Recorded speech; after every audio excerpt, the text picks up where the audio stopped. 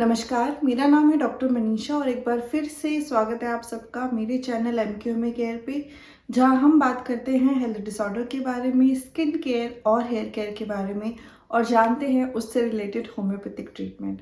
तो आज का हमारा टॉपिक है HMPV वायरस और ये वायरस फिलहाल बहुत ज़्यादा चर्चे में है। लोग बहुत ज़्यादा परेशान हैं, पैनिक कर रहे हैं कि क्या ये कोरोना जैसा ही वायरस है, क्या ये हमारी सिचुएशन कोविड के टाइम पे जैसे हुई थी वैसे ही कर देगी, क्या ये उतना ही डेडली वायरस है।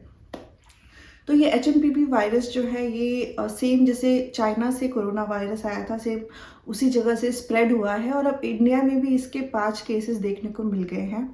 लेकिन गवर्नमेंट की भी गाइडलाइंस आ गए हैं कि आपको बहुत ज़्यादा परेशान होने की ज़रूरत नहीं है, बहुत ज़्यादा पैनिक होने की ज़रूरत नहीं है, क्योंकि ये वायरस इतना डेडली वायरस नहीं है जितना कोरोना वायरस था।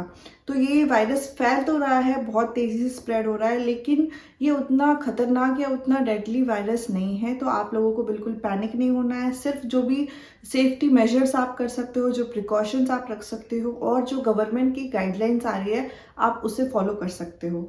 तो इस वीडियो में हम यही बात करेंगे कि ये वायरस क्या है, क्या इसके लक्षण हैं यानी कि सिम्टम्स है, किन किन लोगों को ये ज़्यादा अफेक्ट कर सकता है, क्या हम इससे बचाव करने के लिए क्या चीज़ें कर सकते हैं और ये फैलता कैसे है, और साथ ही मैं आपको बताऊंगी कि होम्योपैथी के ज़रिए कैसे आप अपने आप को इस वायरस से बचा सकते हैं। तो चलिए वीडियो में आगे बढ़ते हैं, लेकिन उससे पहले अगर आप मेरे चैनल पे न्यू हो, अगर आप पहली बार देख रहे हो मेरा वीडियो, तो चैनल को ज़रूर सब्सक्राइब कर दीजिएगा और अगर वीडियो पसंद आता हो, हेल्पफुल लगता हो, तो वीडियो को ज़रूर लाइक कीजिएगा और शेयर कर दीजिएगा अपने फ्रेंड्स एंड फैमिलीज़ में। HMPV वायरस यानी कि ह्यूमन मेटान्यूमो वायरस जो है ये कोई नया वायरस नहीं है, ये काफ़ी पुराना वायरस है जो कि काफ़ी टाइम से लोगों में सर्दी जुकाम और खांसी जैसी प्रॉब्लम करते आया है। तो ये काफ़ी पुराना इन्फेक्शियस वायरस है, लेकिन वायरस में टेंडेंसी होती है कि वो अपने आप में ही अंदर चेंजेस लाते रहते हैं, म्यूटेट होते रहते हैं।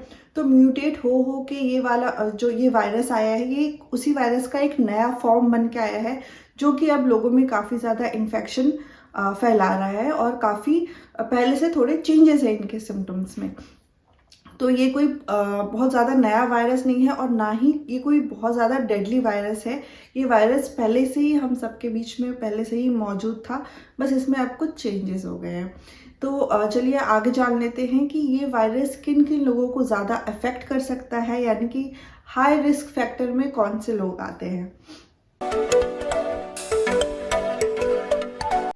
तो हाई रिस्क कैटेगरी में सबसे पहले आते हैं बच्चे, वो भी 5 साल से कम उम्र के जो बच्चे हैं वो हाई रिस्क फैक्टर में आते हैं। उसके बाद आते हैं ओल्ड एज पीपल, यानी कि 60 या 65 प्लस जो लोग होते हैं वो इस कैटेगरी में आते हैं और उन्हें ये इन्फेक्शन होने का सबसे ज़्यादा खतरा बना रहता है।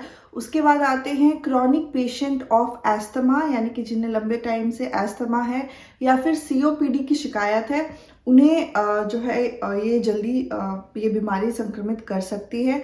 उसके अलावा जो लो इम्यूनिटी पेशेंट हैं उनको भी ये होने के चांसेस ज़्यादा हैं। तो ये सारे कैटेगरी के लोग जो है हाई रिस्क में आते हैं। तो HMPV वायरस जो है ये आपके अपर रेस्पिरेटरी ट्रैक्ट को इन्फेक्ट करता है। तो जो सिम्टम्स देखने मिलते हैं हमें वो नॉर्मल जैसे सर्दी जुकाम के सिम्टम्स होते हैं, ठीक उसी प्रकार के सिम्टम्स हमें इसमें भी देखने को मिलते हैं। सिर्फ 1-2 सिम्टम्स जो एक्स्ट्रा दिखने को मिलते हैं वो मैं आपको मेंशन करूंगी। तो सबसे पहले जो सिम्टम्स होते हैं वो है जो सर्दी जुकाम वाले सिम्टम है, यानी कि कफ होना, रनी नोज होना, नाक बह रही है, सोर थ्रोट होना, हेडेक होना, कोल्ड होना। तो ये सारे सिम्टम्स देखने को मिलेंगे। इसके साथ साथ फीवर भी हो सकता है। और जो अलग से सिम्टम्स इसमें कुछ देखने को मिलते हैं उसमें सबसे पहला है रैशेज ऑन योर बॉडी। तो आपके अपनी बॉडी में आपको रैशेज देखने को मिल सकते हैं। एंड नेक्स्ट है ब्रेथलेसनेस, यानी कि सांस लेने में तकलीफ हो सकती है आपको और कई बार आपको ऐसे गले में चोकिंग सेंसेशन जैसा फील हो सकता है। तो चलिए हाई रिस्क फैक्टर में कौन से लोग हैं ये हमने जान लिया, इसके सिम्टम्स क्या है ये हमने जान लिया। नेक्स्ट हम जानते हैं कि कॉम्प्लिकेशंस क्या क्या हो सकता है। अगर कोई इंसान HMPV से इन्फेक्ट हो रहा है तो क्या क्या कॉम्प्लिकेशंस हो सकते हैं। तो जैसे कि मैंने बताया कि जिन लोगों की इम्यूनिटी कम होती है उन्हें ये ज़्यादा इन्फेक्ट करने के चांसेस रखता है, और जिन लोगों में अस्थमा होता है या सीओपीडी का अगर केस है पेशेंट में तो उन लोगों को ये ज़्यादा अफेक्ट कर सकता है। तो उन लोगों की जो सिवियरिटी है, यानी कि अगर उनको अस्थमा है तो वो और ज़्यादा सिवियर होते जाएगा और ज़्यादा वर्स कंडीशन में होता जाएगा। तो ऐसे अगर आपको पेशेंट दिख रहे हैं कि उन्हें अस्थमा था और अब वो बहुत ज़्यादा अस्थमा जो है बहुत ज़्यादा बढ़ रहा है, बहुत ज़्यादा वर्स हो रहा है, उनकी प्रॉब्लम बहुत ज़्यादा बढ़ रही है, तो आपको इस केस में ध्यान रखना है और जाके अपना चेक कराना है कि कहीं आप इस वायरस से तो नहीं इन्फेक्ट हो गए हो। पीवी वायरस भी ठीक उसी तरीके से फैलता है जैसे कोरोना वायरस फैलता था, यानी कि ड्रॉपलेट इन्फेक्शन से। तो जब भी कोई इंसान एचएमपीवी वायरस से इन्फेक्टेड होता है तो और जब भी वो खांसता है या छींकता है तो वो वायरस जो है हवा में बाहर आ जाते हैं ड्रॉपलेट इन्फेक्शन के फॉर्म में, या फिर अगर वो अपने हाथ रख रहा है छींकते टाइम पे तो उसके हाथों में वायरस का इन्फेक्शन हो जाता है, और वो कभी भी आप उससे कांटेक्ट में आ रहे हो, हैंडशेक कर रहे हो, तो वो आपके थ्रू वायरस पहुंच जाएगा। तो इसलिए कहा जाता है कि अगर कोई इन्फेक्ट हो रहा है, कोई इन्फेक्शन है या किसी को सर्दी जुकाम भी है अभी इस टाइम पे, तो उससे थोड़ा डिस्टेंस बना के रखना चाहिए, या फिर जिन्हें इन्फेक्शन है उन्हें थोड़ा अपने आप को खुद ही डिस्टेंस बना लेना चाहिए, या फिर जब वो ठीक हो जाए तब बाहर काम पे आए, 2-3 दिन रेस्ट कर ले, वर्क फ्रॉम होम कर ले, या फिर अगर सर्दी जुकाम है तो प्रॉपर अपने हाथ को सैनिटाइज करे। अगर छींक भी रहे तो या तो हैंकी में छींके या फिर ऐसे आर्म्स में ऐसे छींक सकते हैं। तो इस तरीके से थोड़ा सावधानी रखनी होती है, क्योंकि ये ड्रॉपलेट इन्फेक्शन से फैलता है, काफ़ी जल्दी ये इन्फेक्ट हो जाते हैं सामने वाले लोग भी। अब आ जाते हैं प्रिवेंशन पे कि कैसे आप अपने आप को बचा सकते हो इस वायरस के संक्रमण से। तो बचाव के लिए अभी तो आप ये कर सकते हो कि मास्क पहनना शुरू कर दें। आप अगर कहीं पब्लिक प्लेस पे जा रहे हैं अभी इस टाइम पे तो मास्क यूज़ कर सकते हो आप। उसके बाद जो हम कोरोना के टाइम पे करते थे, हैंड वॉश करो, आप बार बार अपना हैंड वॉश करो, या फिर कहीं बाहर से आए हो या 2 घंटे हो गए, काफ़ी टाइम हो गया है, तो आप हैंड वॉश कर लो। हैंड सैनिटाइज करने की आदत डालो आप, तो इससे जो है इन्फेक्शन कम होने के चांसेस हो जाएंगे।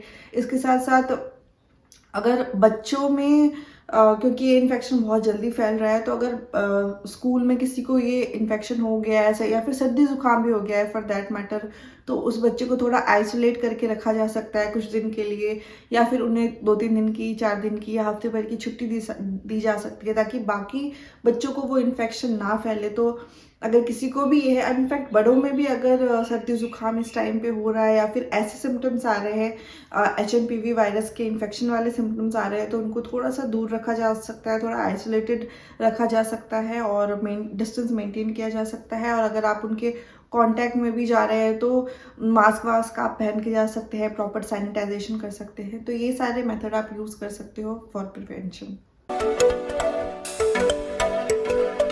एचएमपीवी के ट्रीटमेंट के बारे में बात की जाए तो अभी हम सबको पता है कि इसका फ़िलहाल कोई भी ट्रीटमेंट नहीं है, कोई एंटीवायरल नहीं है और ना ही कोई वैक्सीन है या फिर वैक्सीन की कोई बात की जा रही है। अभी ऐसा कुछ भी ट्रीटमेंट अवेलेबल नहीं है, बस सिम्टोमेटिक ट्रीटमेंट दिया जा रहा है, यानी कि पेशेंट को जो तकलीफ है उसके हिसाब से उनको ट्रीटमेंट दिया जा रहा है।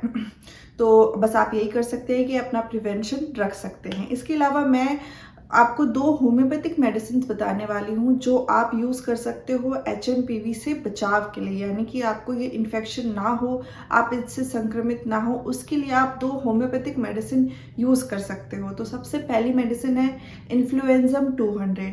तो ये मेडिसिन मैंने पहले भी आपको कई बार सजेस्ट की हुई है। तो ये मेडिसिन यूज़ की जाती है जो फ्लू वगैरह होता है, नॉर्मल जो वायरल कोल्ड एंड कॉफ होता है उसके लिए यूज़ की जाती है। तो यही मेडिसिन आप अभी भी यूज़ कर सकते हो। ये मेडिसिन आपकी इस वायरस से भी डेफिनेटली बचाव करेगा।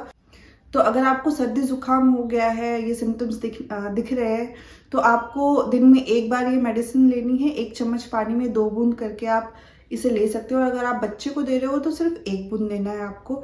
ऐसा आप 5 दिन ले सकते हैं। लेकिन अगर आपको सर्दी जुकाम या ऐसा कोई भी सिम्टम नहीं है, आप सिर्फ बचाव के लिए मेडिसिन लेना चाह रहे हो, तो आपको सिर्फ दिन में 1 दिन ये मेडिसिन लेनी है, यानी कि सिर्फ 1 दिन में आपने 1 चम्मच पानी में 2 बूंद ये मेडिसिन ले ली, उसके बाद ये आपको रिपीट नहीं करना है।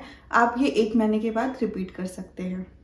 तो ये मेडिसिन आपके सर्दी जुकाम वाले सारे सिम्टम्स को ठीक करेगा, और अगर ये सिम्टम्स आपको नहीं है तो आपको ये सिम्टम्स या फिर ये इन्फेक्शन होने से बचाएगा।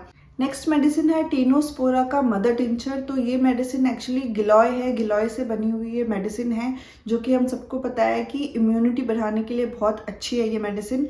तो जिन लोगों की भी इम्यूनिटी कम है या फिर इस दौरान, तो सारे ही लोग ले सकते हैं क्योंकि इन्फेक्शन काफ़ी फैल रहा है। तो टेनोस्पोरा की मेडिसिन जो है, मदर टिंचर जो है, इम्यूनिटी को बूस्ट करती है, इम्यूनिटी को बढ़ाती है। ये मेडिसिन आपको मदर टिंचर फॉर्म में लेना है। आधे कप पानी में, आधे कप गुनगुने पानी में आपको इस मेडिसिन की 5 बूंद डालनी है और उससे पी लेना है। दिन में आपको 2 बार ऐसे करना है। और आप ये जो मदर टिंचर ले रहे हो उसको एटलीस्ट 10 दिन तक लगातार ले, उसके बाद आप इसे बंद कर सकते हैं। तो 10 डेज तक कंटिन्यूसली आपको ये मेडिसिन लेनी है और दिन में 2 बार लेनी है। ये मेडिसिन आपकी इम्यूनिटी को और बेहतर बना देगा और आपकी जो भी इन्फेक्शन होने के चांसेस है उसको काफ़ी कम कर देगा, इम्यूनिटी को बूस्ट करेगा। तो ये दोनों मेडिसिन आपको लेनी है as a prevention for HMPV virus. साथ ही साथ जो प्रिवेंटिव मेजर्स मैंने आपको बताए हैं वो फॉलो करना है, ताकि आप इस वायरस से बचे रहे। आप अपने घर में भी सारे मेंबर्स को ये प्रिवेंटिव मेजर्स बता सकते हैं और ये मेडिसिन लेने के लिए कह सकते हैं। तो इसी के साथ ये वीडियो यहीं ख़त्म होता है। आशा करती हूँ कि आप सबको मेरा वीडियो पसंद आया होगा। अगर वीडियो में कुछ भी हेल्पफुल लगा हो तो वीडियो को ज़रूर लाइक कीजिएगा और शेयर कर दीजिएगा अपने फ्रेंड्स एंड फैमिलीज़ में। मिलती हूँ आप सबसे नेक्स्ट वीडियो में। वीडियो देखने के लिए थैंक यू सो मच।